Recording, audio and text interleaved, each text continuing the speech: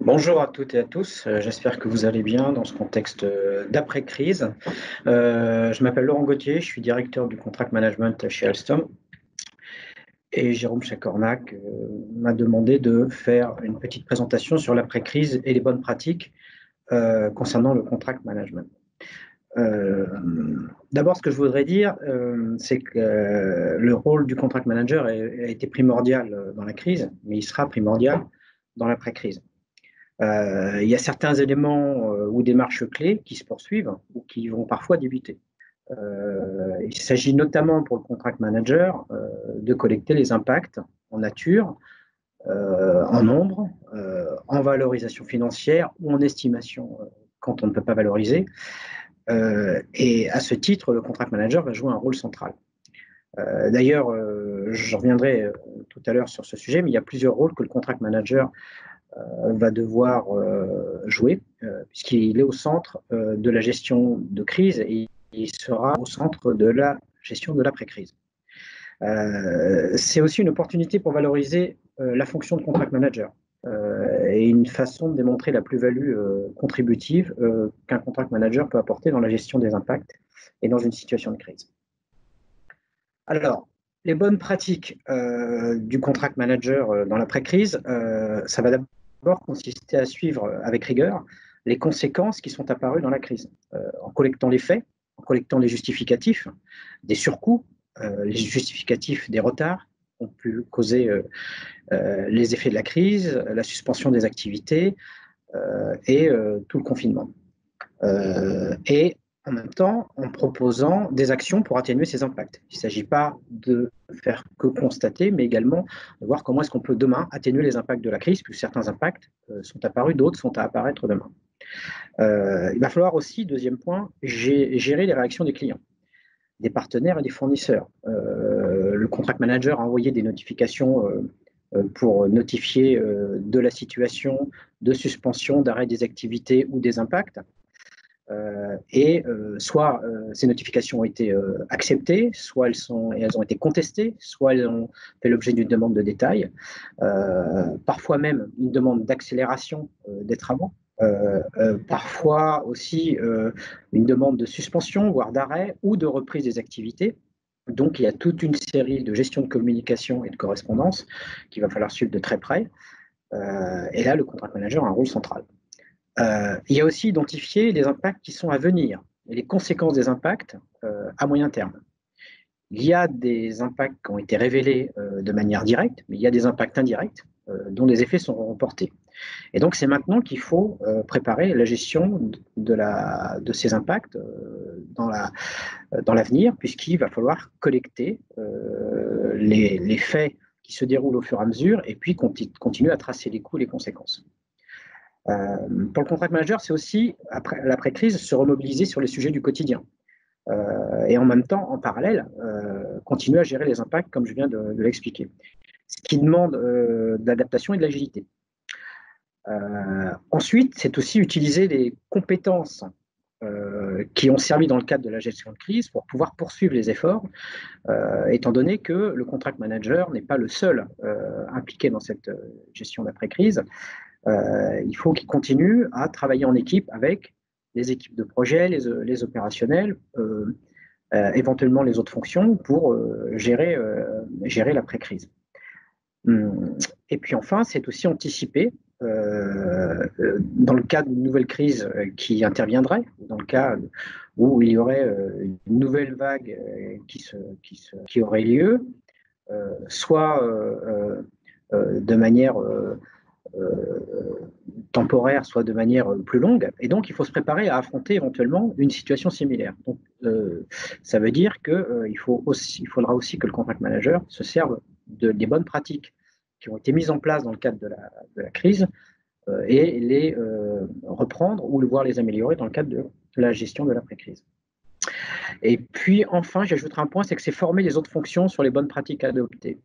Il y a un rôle du contract manager à former et à créer je dirais, de l'awareness aux bonnes pratiques. Alors, c'est aussi tirer les leçons de la crise, l'après-crise. Il s'agit d'abord de bâtir un retour d'expérience. Il faut capitaliser sur les leçons de ce qui s'est passé. Il faut identifier sur ce qui a été bien géré et ce qui aurait pu être mieux géré. C'est partager aussi avec les autres fonctions qui ont contribué à gérer la crise, à identifier ce qui est clé dans ce type de situation pour pouvoir justement anticiper dans le cas où une nouvelle crise interviendrait. C'est aussi mettre en place des règles, des bonnes pratiques et des processus pour un cas similaire qui interviendrait demain. Dans ce cas-là, on est préparé et puis les processus et les bonnes pratiques sont diffusés avant et peuvent être appliqués le moment venu, le cas échéant. C'est aussi une occasion pour mieux structurer la fonction du contract management et de prendre en compte le rôle du contract manager dans le cadre de situations exceptionnelles telles que ces situations de crise, où effectivement on était dans un cas relativement unique. S'agit aussi pour le contract manager de savoir mobiliser toutes les ressources dans des contextes particuliers, puisqu'on n'est pas dans une gestion quotidienne, on est dans le cadre de la gestion d'une situation exceptionnelle, de durée exceptionnelle, d'ampleur exceptionnelle. Maintenant, quels sont les différents rôles que le contract manager joue dans l'après-crise? D'abord, un rôle d'acteur dans la mise en place des bonnes pratiques. C'est à lui de faire un peu un état des lieux des bonnes pratiques et puis de les partager avec ses collègues. Ça peut être des bonnes pratiques sur comment au mieux collecter les faits, comment mieux identifier les clauses des contrats qui s'appliquent aux faits pour pouvoir envoyer les bonnes notifications. Il s'agit aussi que tous les acteurs de la gestion de projet soient sensibilisés à tracer ces événements et à les enregistrer. Et ça, c'est important à faire de manière continue. C'est aussi un rôle d'animation et de coopération. J'insiste là-dessus, c'est clé. Coopérer avec les autres fonctions, évidemment. Associer en particulier la direction juridique et les juristes. Pourquoi? Parce que dans la crise, on l'a vu, et dans l'après-crise, ça sera très important, d'approcher les situations qui sont différentes en fonction des pays, en fonction des systèmes juridiques, la common law ou la civil law. Parfois, la force majeure fonctionne, parfois, c'est la notion de déséquilibre économique du contrat, parfois, c'est la notion anglo-saxonne de frustration. Et puis, il y a des clauses contractuelles et des bases contractuelles pour faire des réclamations pour le contract manager, mais il peut y avoir des bases légales. Si, par exemple, une autorité a demandé l'interruption, a émis une loi pour demander l'interruption d'une activité, ou si une autorité a décidé d'interrompre ou de qualifier une crise d'une manière juridique, eh bien, à ce moment-là, il faut que le contract manager se coordonne avec les juristes pour faire l'analyse juridique qui se doit. C'est troisièmement un rôle de coordination. C'est important de définir une méthodologie pour gérer ce genre de situation en mode post-crise. Définir une méthodologie partagée par tous et une façon de travailler qui soit harmonisée et qui soit homogène. C'est un rôle d'anticipation. C'est ce que je disais, c'est les conséquences à moyen et à long terme qu'il faut anticiper maintenant, et c'est maintenant que ça se prépare pour préparer demain. Et puis un rôle enfin de contributeur au retour d'expérience, partager les leçons et être prêt à améliorer les processus pour demain. Je terminerai par 4 points qui sont plus les opportunités pour le contract manager et la fonction de la gestion de l'après-crise. D'abord, opportunité pour le contract manager de développer les compétences et de renforcer tous ses soft skills et ses hard skills. Ce n'est pas uniquement les compétences techniques, mais c'est également les compétences d'agilité, d'adaptabilité, le sens des priorités, le sens collaboratif, le leadership. Et ce genre de situation permet au contract manager d'émerger dans ce rôle. C'est aussi acquérir des conséquences. Je le disais tout à l'heure, les analyses juridiques sont faites en fonction des cas, en fonction des contrats.